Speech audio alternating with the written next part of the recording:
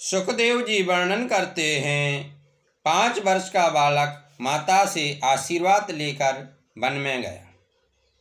भागवत की माता पुत्र को तपस्या करने के लिए वन में भेजती है, वैसे जैसे कि सुनीत ने ध्रुव को भेजा। आजकल की माताएं बालक को सिनेमा देखने के लिए भेजती हैं, पैसे भी देकर कि जा तेरा कल्याण हो। अरे सिनेमा देखने से क्या खाक कल्याण होगा?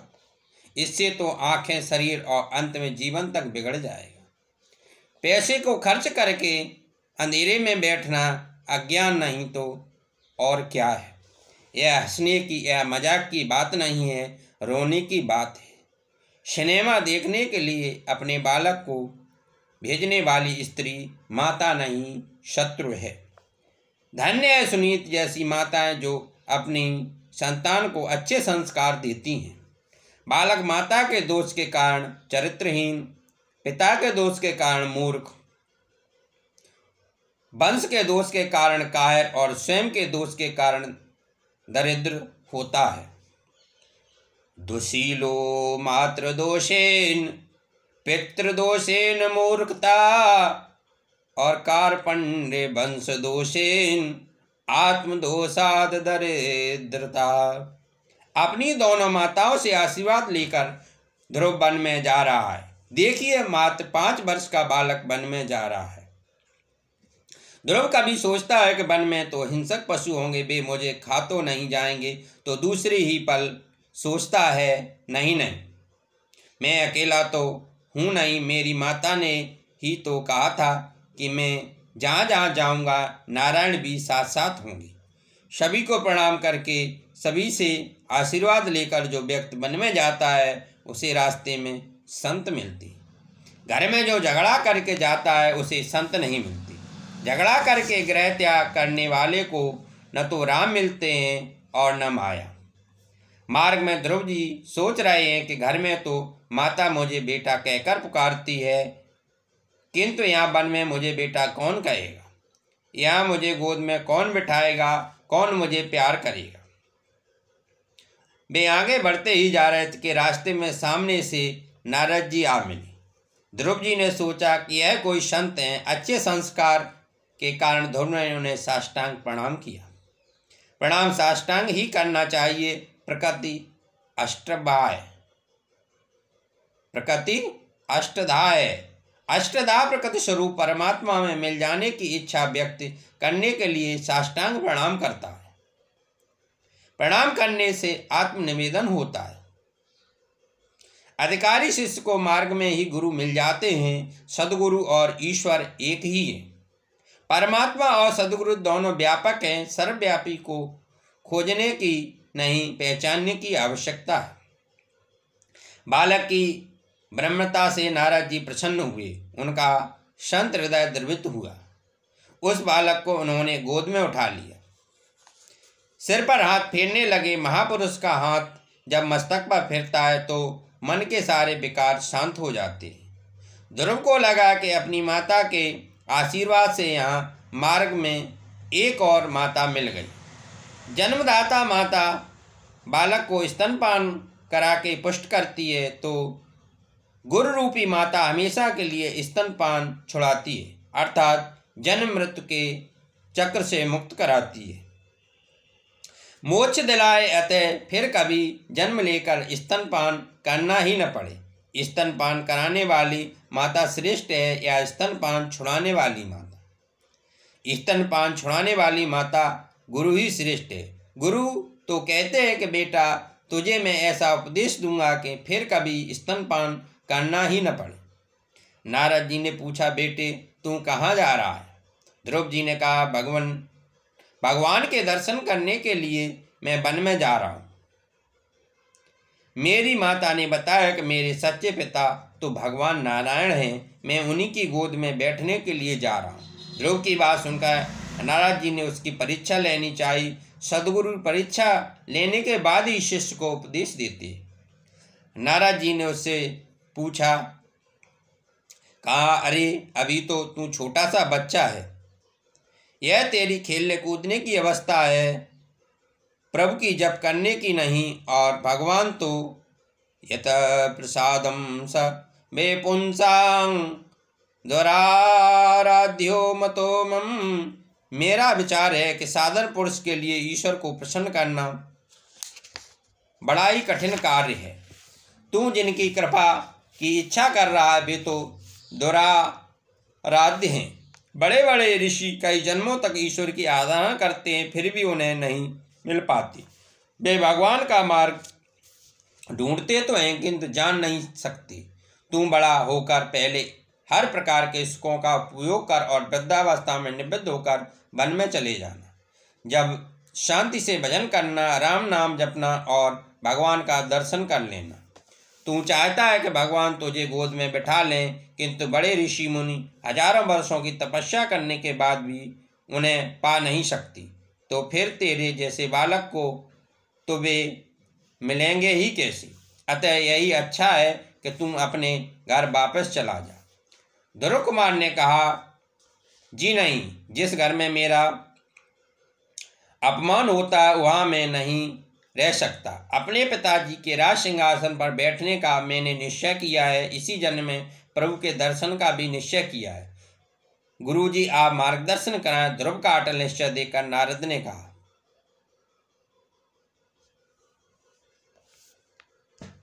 जो व्यक्ति अपना कल्याण चाहता है और धर्म अर्थ काम और मोक्ष प्राप्त करना चाहता है तो उसके लिए एकमात्र साधन है श्री हरि के चरणों की सेवा। तू मधुबन में जा। वृंदावन में यह मधुबन है जहाँ ध्रुव जी को नारायण के दर्शन हुए थे। यमुना कृपालु है। यमुना महारानी कृपा देवी का अवतार है। भागवत में कुछ ऐसे स्थानों का निर्देश है जहाँ परमात्मा अखंड रूप से विराजते हैं। मधुबन में श्री रंगम आदि में, श्री रंगम में अनंत शयनम पद्मनाभम है। द्वारका में भी भगवान विराजते। उन्होंने द्वारका त्यागी नहीं है।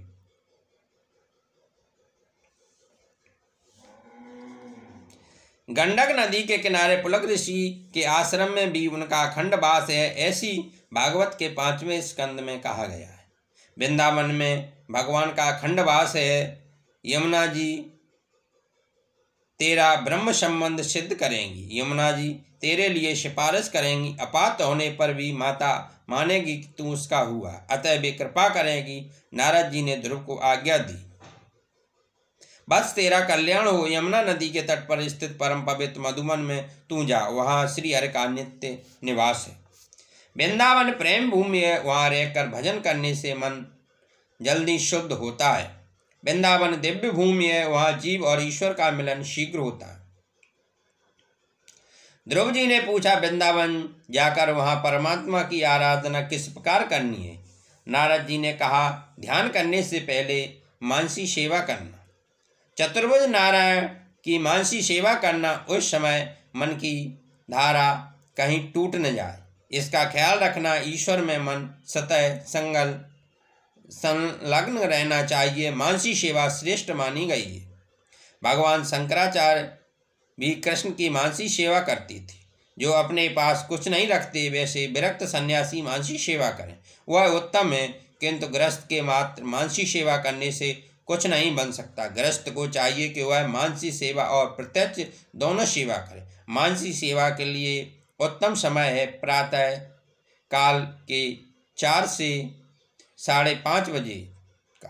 किसी भी व्यक्ति का मुख देखे बिना सेवा करनी चाहिए। प्रातःकाल उठकर ध्यान करो कि तुम गंगा किनारे बैठे हो। मन से ही गंगा जी में स्नान करो। अभिषेक के लिए चांदी के कलश में गंगा जल लाओ। ठाकुर जी के जगने पर आचमन कराओ। मंगल के बाद माखन मिश्री की जरूरत पड़ेगी। भोलेनाथ शंकर को कुछ नहीं चाहिए, किंतु कन्हैया तो सभी कुछ मांगता है। फिर कृष्ण को स्नान कराओ। शंकर तो शीतल जल से स्नान कर लेते हैं, किंतु बालकृष्ण का तो उष्ण जल से ही स्नान कराओ। फिर ठाकुर जी का श्रृंगार करो। श्रृंगार न करने पर भी कृष्ण तो सुंदर ही लगते हैं, किंतु श्रृंगार करने से तुम्हारा मन भी सुंदर होगा। अपने विकृत मन को सुधारने के लिए ही श्रृंगार करना है। श्रृंगार से ही समाधि सा आनंद मिलता है। श्रृंगार के बाद भगवान को सुंदर भोग लगा करके तिलक करो, आरती उतारो। उस समय तुम्हारा हृदय आर्द्र बनना चाहिए। पद्म पुराण में आरती का क्रम बताया गया है। चरण, जंगा, वच स्थल, मुख और उसके बाद सर्वांग की आरती उतारी जानी चाहिए। आरती करते समय प्रभु दर्शन के लिए आर्त बनना चाहिए। भगवान के दर्शन करते हुए ध्यान करना है। श्री हरि का धीर मन से ध्यान करो। जब से ध्यान सहित होना चाहिए। कुछ लोग ऐसे भी होते हैं जो जप करते समय भी संसार का चिंतन करते हैं। ऐसा करने के कारण जप निष्फल तो नहीं माना जा सकता, किंतु जैसा फल मिलना चाहिए वैसा फल नहीं मिल पाता। स्नान करने से शरीर की शुद्धि होती है, दान करने से धन की शुद्धि होती है, ध्यान करने से मन की शुद्धि होती है।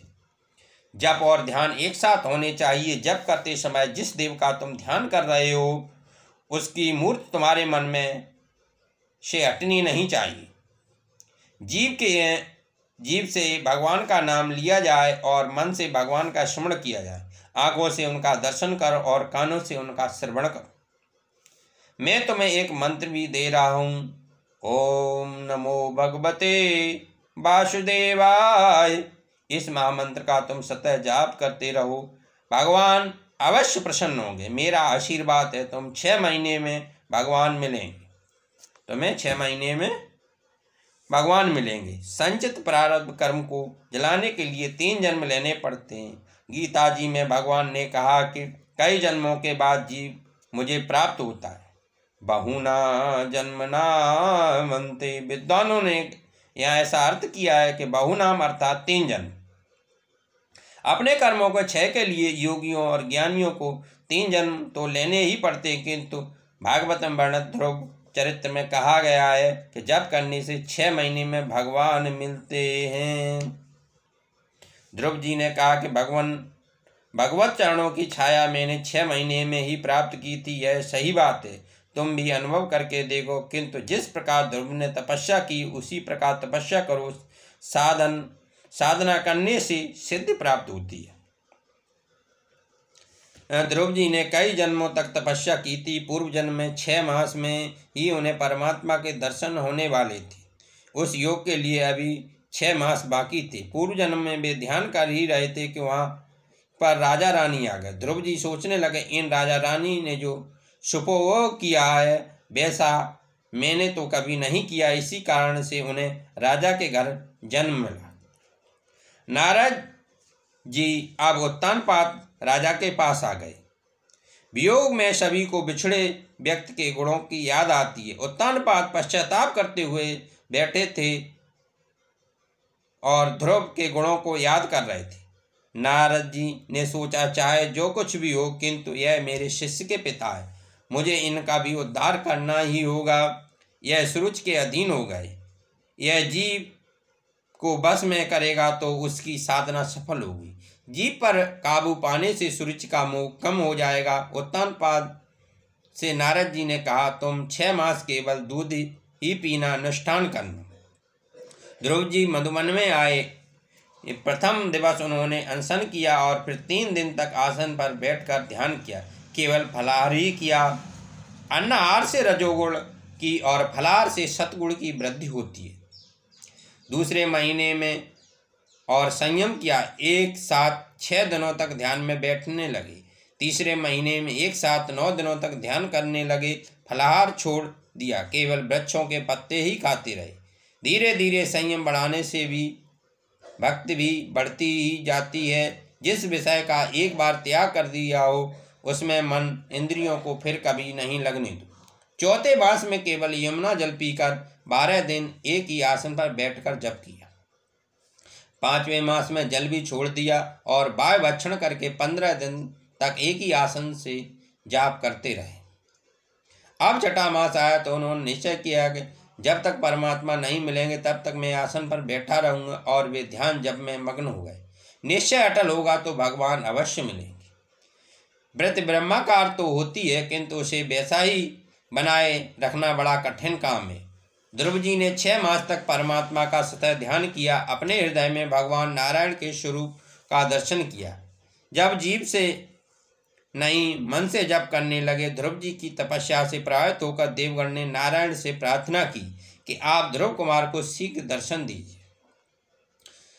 तो भगवान ने देवों से कहा, मैं ध्रुव को दर्शन देने नहीं, उसका दर्शन करने के लिए जा रहा हूँ। स्वयं भगवान को ध्रुव का दर्शन करने की इच्छा हुई है।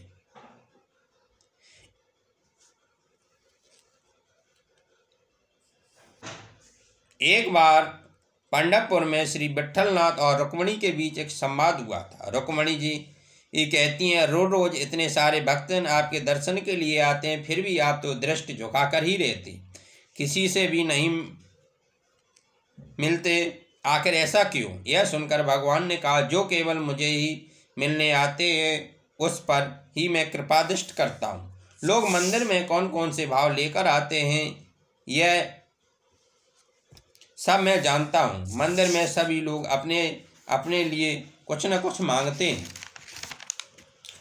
मुझसे मिलने के लिए तो शायद ही कभी कोई आता है। जो मात्र मुझसे मिलने के लिए आता है उसी से मैं नज़रें मिलाता हूँ। भगवान के दर्शन के लिए पंढरपुर के मंदिर में इतनी बड़ी भीड़ इकट्ठी होती कि सुबह वहाँ पहुँचा हुआ व्यक्ति शाम को ही दर्शन कर पाता है। हरि ओम। शांति शांति शांति।